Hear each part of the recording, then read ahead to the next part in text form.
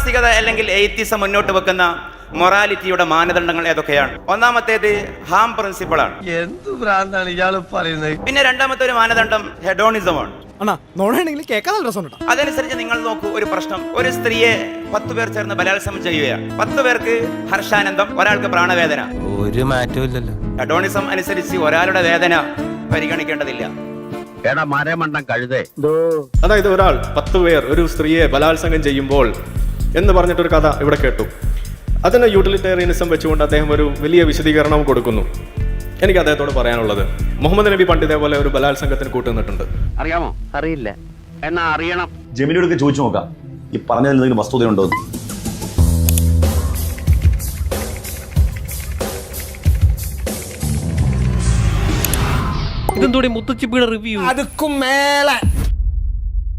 അതായത് ഒരു യുദ്ധം കഴിഞ്ഞിട്ട് അവര് കുറെ അറബി സ്ത്രീകളെ പിടിക്കുന്നു. അങ്ങനെ പിടിക്കുന്ന സമയത്ത് കൂടെ ഉണ്ടായിരുന്ന സഹകൊള്ളക്കാർ ചോദിക്കുകയാണ്, മുഹമ്മദ് നബിയെ, ഈ അറബി പെണ്ണുങ്ങളെ ഒന്ന് നമുക്ക് ഉപയോഗിക്കാമോ എന്ന് ചോദിക്കുകയാണ്. അവരുടെ പ്രശ്നം അവർ ഉപയോഗിക്കാമോ എന്നുള്ളതല്ല, അവർ ഭോഗിക്കുന്ന സമയത്ത് ശുക്ലം അകത്ത് കളയണോ പുറത്ത് കളയണോ എന്നുള്ളത് മാത്രമായിരുന്നു അവരുടെ പ്രശ്നം.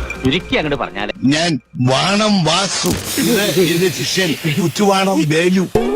ലോകാവസാനം വരെ ജനിക്കാനുള്ള എല്ലാ കുട്ടികളും ജനിച്ചിരിക്കുമെന്ന വളരെ ശാസ്ത്രീയമായ ഉത്തരവാണ് മുഹമ്മദ് നബി അവർക്ക് കൊടുക്കുന്നത്. ബലാത്സംഗത്തിന് കൂട്ടുനിൽക്കുന്ന ഒരു പ്രവാചകനെയാണ് നമുക്ക് കാണാൻ കഴിയുന്നത്. ഇതിനാണ് അവനവൻ പാരാന്ന് പറയുന്നത്.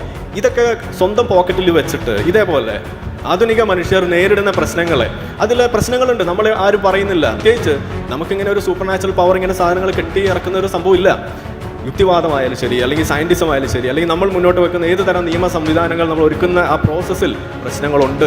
ആ പ്രശ്നങ്ങളെ പ്രശ്നങ്ങളായിട്ട് നമ്മൾ കാണുകയും അവിടെ ദൈവത്തിനെ കൊണ്ടുവന്ന് തിരുകാതെ, ഗോഡ് ഓഫ് ദ ഗ്യാപ്സ് അവിടെ വെക്കാതെ, നമ്മൾ അത് പ്രശ്നമായിട്ട് മനസ്സിലാക്കി അതിനുള്ള പോംവഴികൾ കൂട്ടമായിട്ട് ഇരുന്ന് ആലോചിച്ച് അതിനുള്ള പോംവഴികൾ കണ്ടെത്തും. അങ്ങനെയാണ് നമ്മൾ ചൈൽഡ് മാരേജ് നിരോധിച്ചത്. അങ്ങനെയാണ് നമ്മൾ ആയിഷ കല്യാണം അത് ഇന്ന് തെറ്റാണെന്നും അത് ഇന്ന് മുഹമ്മദ് നബി ചെയ്താൽ മുഹമ്മദ് നബി ജയിലിൽ കിടക്കുമെന്നും പറയുന്നതിന്റെ കാരണം അതാണ്. എനിക്ക് വയ്യ, ഞാൻ പോണു. പോവാൻ വരട്ടെ. അദ്ദേഹം കുറെ ആളുകളെ ഇവിടെ സൂചിപ്പിച്ചു, കുറെ പേരെടുത്ത് പറഞ്ഞു. യുവാൽ നോവ ഹരാരിയുടെ പുസ്തകം വായിച്ചു നോക്കൂ. എന്തിനാ അതിന്റെ താഴെ ഇരുന്ന് തണ്ടാനോ? നീഷയുടെ കമന്റ് എന്താണ്? അതൊന്നും എനിക്കറിയാൻ മേല. ക്രിസ്റ്റഫർ ഹിച്ചൻസിന്റെ ഒരു പുസ്തകമുണ്ട്, ഇതിനൊരു അന്ത്യമില്ലേ? റിച്ചാർഡ് വാൻ ഡെൽമൺ അദ്ദേഹത്തിന്റെ ഒരു പുസ്തകമാണ് ദ സൊസൈറ്റി ഓഫ് എൻലൈറ്റ്മെന്റ്. നീ ഒന്നും പണയണ്ട. എനിക്ക് അദ്ദേഹത്തോട് ചോദിക്കാനുള്ളത്, ഒരാളും ഇവരൊക്കെ മാനവരിൽ മഹോന്നതനാണെന്ന് പറയുന്നില്ല, അവരെ അനുസരിക്കണം എന്ന് പറയുന്നില്ല, അവരാണ് മോഡൽ എന്ന് പറയുന്നില്ല. രവിചന്ദ്രൻ ഇല്ല, ഡോക്കിൻസ് ഇല്ല, അവരൊക്കെ അവരങ്ങ് പോയി.